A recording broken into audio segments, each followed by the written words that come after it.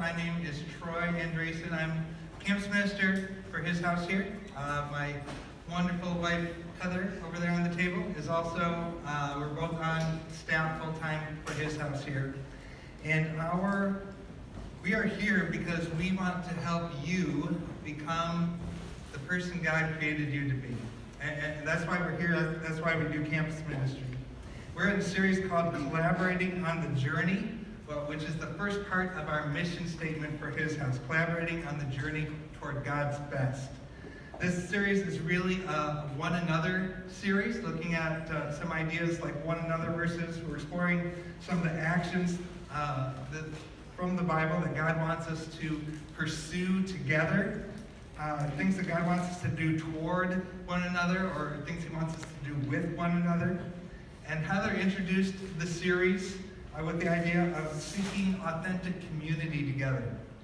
And then Grant took the second part, talking about exhorting one another.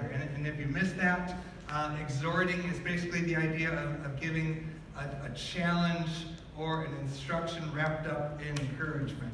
It's like encourage you to do something. Tonight I want to step away from the traditional idea of like one another verses that you might think of it if you're a little bit familiar with the Bible.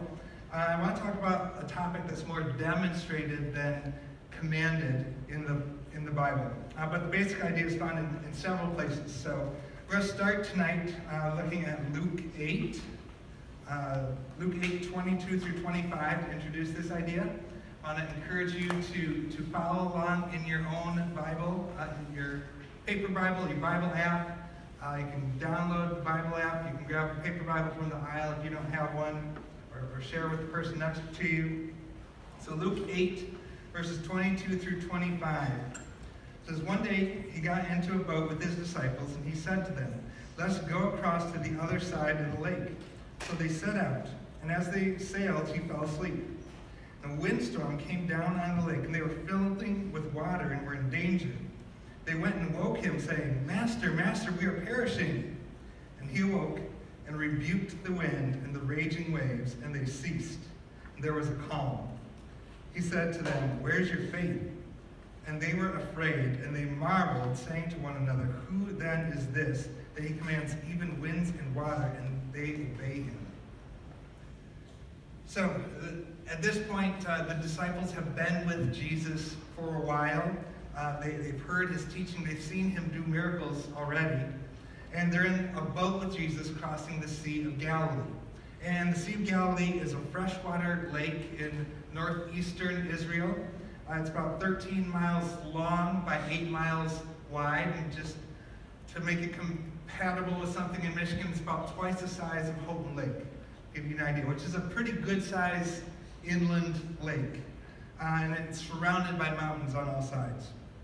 And it takes a while to cross a lake that size without a motor. So Jesus decides to take a nap. And there's probably a covered bow. He goes under there to take his nap. And then this really strong windstorm comes over the mountains down on the lake unexpectedly.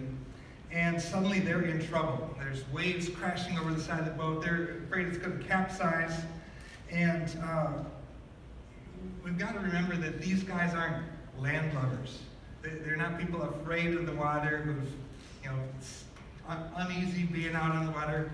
A lot of them are professional fishermen. So they were out on the water every day of their lives before they started following Jesus. And these guys were scared of this storm. And apparently, Jesus is one of those people who can sleep anytime, anywhere, because while the storm's going on, he's still asleep, and they have to go and wake him up. And then Jesus did something incredible. He told the storm to stop, and it did. The wind was done like that. The wind just stopped. And suddenly, it settled into this glassy surface of the sea. And we don't have this detail, but I imagine it happened like rapidly got calm. When water is agitated and you stop the agitation, it takes a little while for the water to settle down. It kind of swashes back and forth a little while still. So I imagine when Jesus rebuked the waves, and they're flopping around, and he rebukes them, and they're just like suddenly still.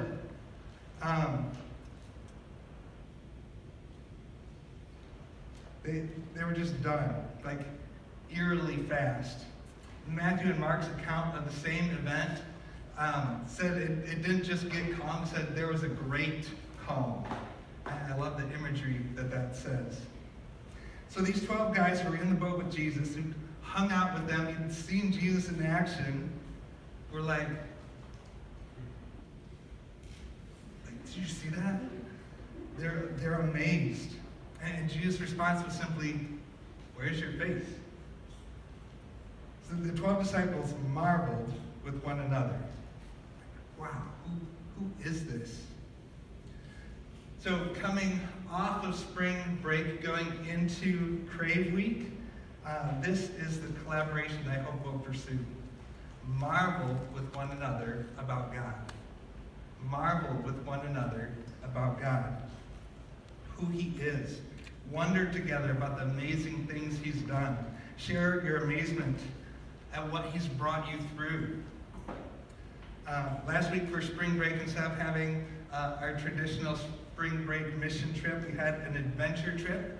It was a Be Amazed at God kind of trip, backpacking in Grand Canyon National Park in Arizona. And this was exactly what our trip was about. We went through a little devotional booklet together, covered both scripture and some details about the Grand Canyon features from a biblical worldview. Here's a few photos. This was our first look when we got to the edge. Next, after day one, we hiked all the way down across this black bridge, camped in a campground where this creek comes out, kind of around the corner. You see the little green trees there. That's where we camped the first night. Then the second night, we're up on this ridge. This is where we camped, sunset on the second night. There's Alana and Riley's hair. Third day, we get back to the campground. Here's a little bridge crossing the creek, and then the black bridge crossing the bigger river in the background. And then on our hike out, we saw a lot of scenery that looked like this.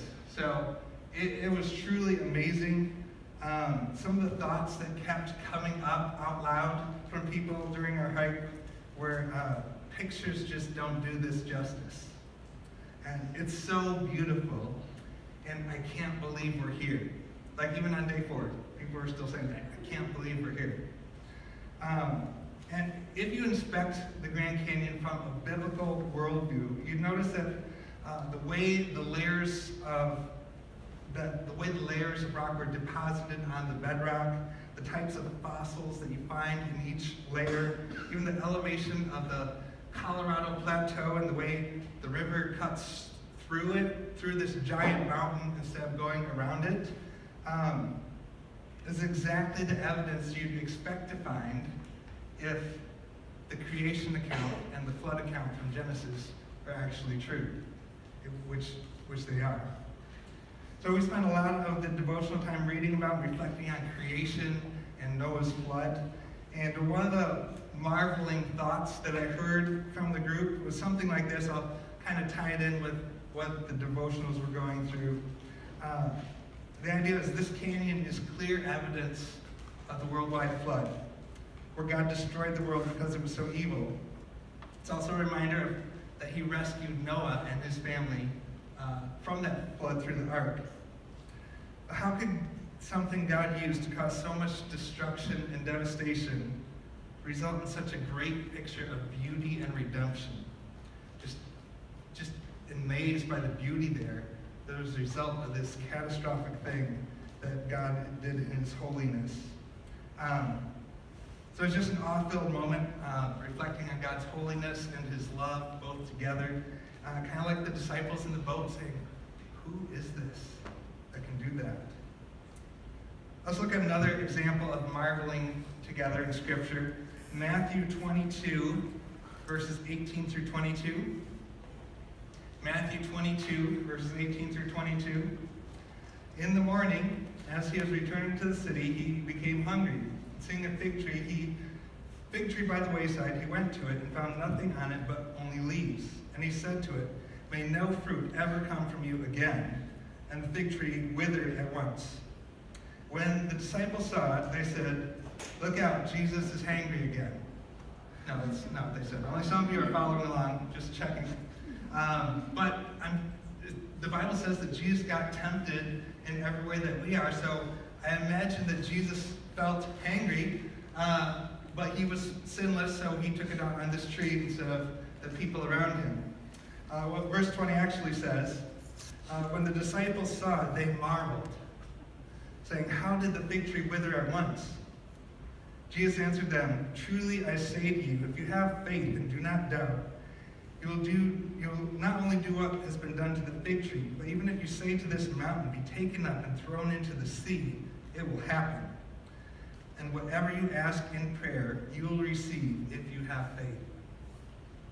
So, back in Luke 8, after telling the storm to be still, Jesus said to the disciples, "Where is your faith?" And they marveled. And here in Matthew 21, after cursing the fruitless fig tree, the disciples again marveled, and Jesus used it as an opportunity to teach them about faith. So what if there's a connection between our marveling together and our faith? I'm going to suggest that there is a connection. Marveling at God boosts our faith. Marveling at God boosts our faith.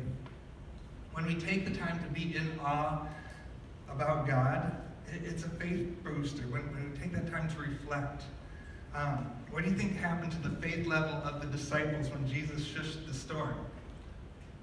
It went up a lot. Not only that, but having faith allows us to see God work in more marvelous ways. Having faith allows us to see God work in more marvelous ways. You think the fig tree was something, that was nothing. If you have faith, you can tell that mountain to go jump in the sea and it will obey you. Whatever you ask in prayer, you will receive if you have faith. The bigger things we pray, the more God will do that we can marvel at. And the more that we marvel at what God's done, the bigger we'll be motivated to pray. Here's a graphical representation of that idea. Marveling and praying in faith, it's like this cycle. It could either be a building cycle where it's growing at each rotation. That's what we want. That's what we're talking about tonight. Or it could be a shrinking cycle. If we're never in awe of God, what motivation will we have to pray? To pray about things that matter. If we're never praying about things that matter, why would we see God move in a way that's truly marvelous? Let's look at another passage, Matthew 25, verses 29 through 39. Matthew 25, verses 29 through 39. Jesus went on from there and walked beside the Sea of Galilee. And when he went up on the mountain and sat down there, and the great crowds came to him, bringing with them the lame, the blind, the crippled, the mute, and many others, they put them at his feet, and he healed them.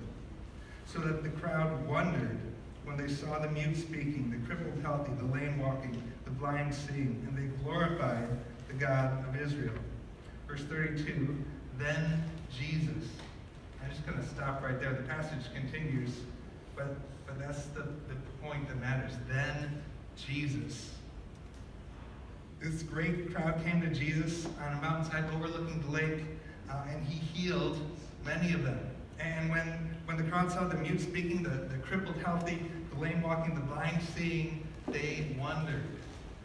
Not wondered as in scratch your head wondered, but as in the jaw drop, mouth agape wondering. They marveled, they were in awe, they glorified the God of Israel. And then Jesus, the rest of the passage tells us he took it up a level. So you think healing a few people is something? Watch this, maybe with a wink. He takes 7 bagels and a few sardines and multiplies them into a meal for 4,000 men and their families. And then they had 7 baskets of leftovers. And if that number sounds a little different than the number that you may have heard before, that's because this wasn't the only time Jesus performed that miracle. The other time was a chapter earlier in Matthew, where he used 5 loaves and 2 fish to feed 5,000 men and their families. But did you notice that when they marveled and glorified God is when Jesus took it up a level? It's while they were marveling. Jesus wants to catch us in a moment of wonder while we're praising him and praying with a mustard seed of faith. Then he wants to blow our socks off. He wants to catch us in a moment of wonder where it's, oh, this is a cool thing that God did, and we're in awe, we're praying in faith, and then he wants to do something really amazing. This relates to something that God's been putting on my heart since Christmas break, really. I tend to pray about the immediate. When I pray, I tend to pray about the immediate. And if I've got this event or this meeting coming up, I'll pray about that. If a person asks me to pray for comfort or for healing, I'll pray about that. I'll pray for blessing on my family and blessing on the people I'm in groups with and things like that. And then when things turn out reasonably well, nothing horrible, nothing spectacular either, my tendency is to just shrug and say, oh good, and move on and start the process over, praying through this list of immediate things. But I want to see God move, and not just in a solitary way. I want to marvel at what I see, what I see God doing. I want to pray more God-sized prayers and see fruitfulness in those prayers. I want him to remove veils and barriers that are over people's hearts. I want to see him begin a movement. And that's just been he's kept that on my heart, and I've been thinking, well, I'm going to plan this, I'm going to do this, and he's like, just start somewhere. And so at Christmas break at the Cross Conference, where I started praying for God to start a movement of prayer and discipleship here. But praying like that's not natural for me. It doesn't come natural. I haven't seen a lot of those kind of prayers modeled for me in my life. And so I'm still trying to work that into my daily prayers and to take it to the next level. And that's why I mentioned the seed team idea last week, or 2 weeks ago. I posted about it yesterday in our Facebook group. I want to surround myself with others who also want to see God move. And so we can help one another cultivate those God-sized prayers and take whatever action steps he leads us to from that.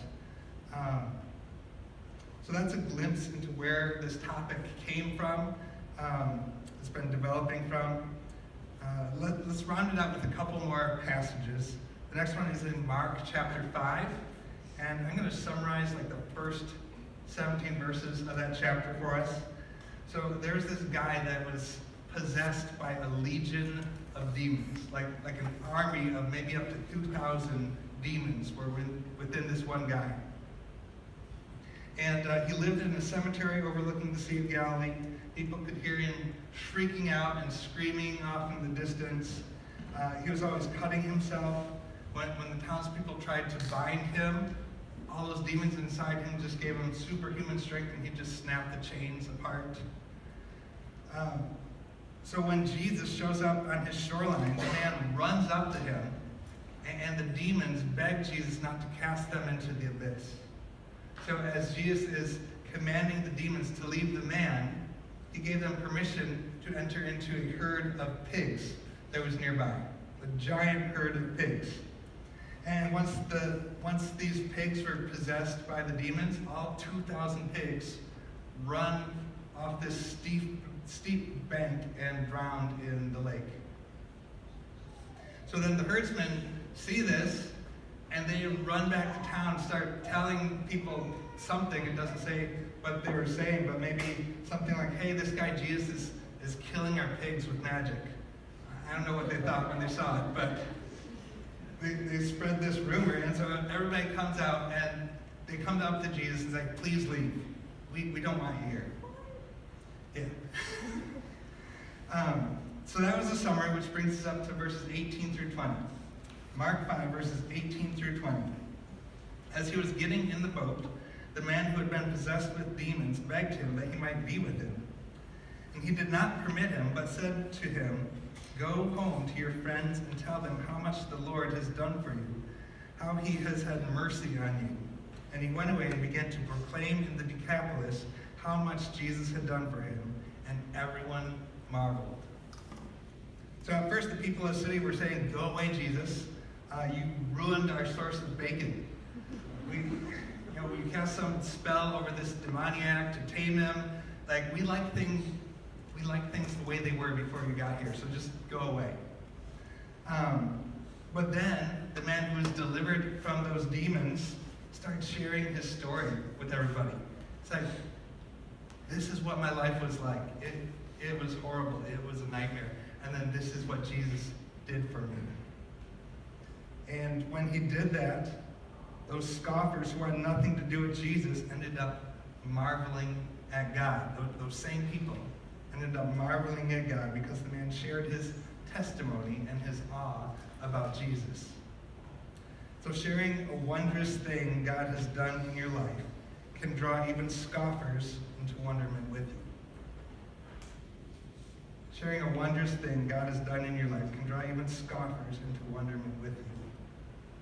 Marvel with one another. Share your story.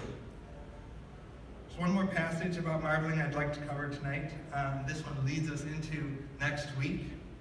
The passage is Psalm 119, verses 17 and 18. Psalm 119, verses 17 and 18. It says, deal bountifully with your servant, that I may live and keep your word. Open my eyes, that I may behold wondrous things out of your law. So next week is Crave, our Bible awareness event. So on Monday night at 7, we're going to start reading the Bible, beginning with the creation account in Genesis chapter 1.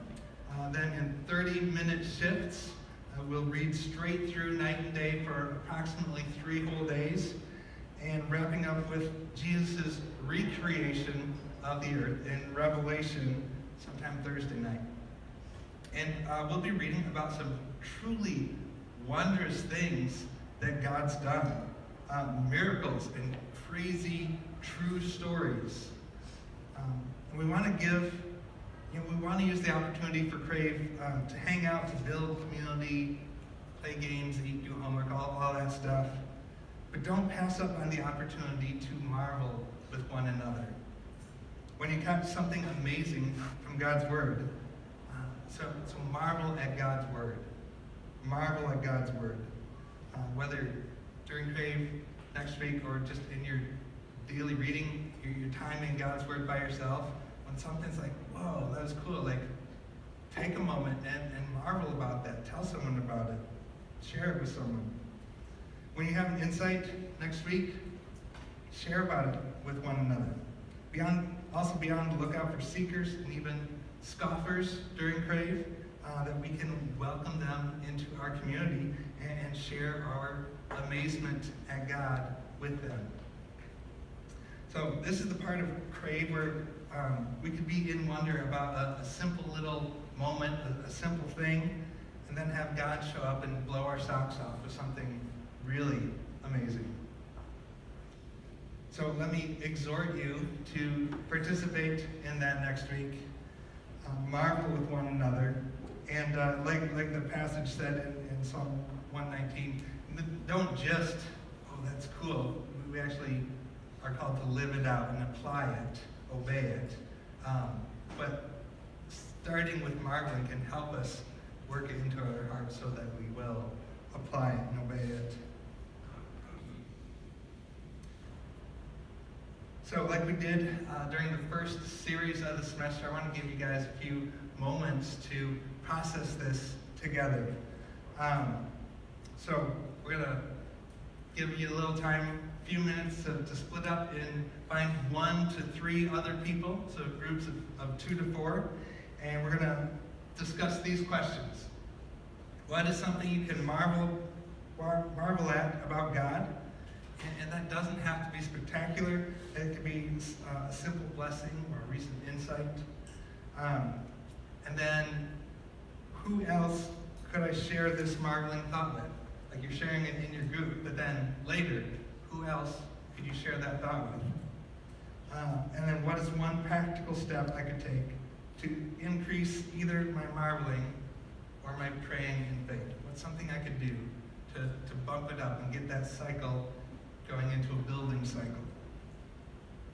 Like before, let me encourage you to share the paragraph version of your answers, not the 10-page version, not the 3-word version.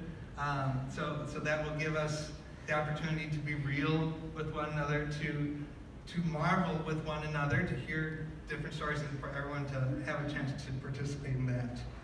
Then we'll come back together for worship and response time.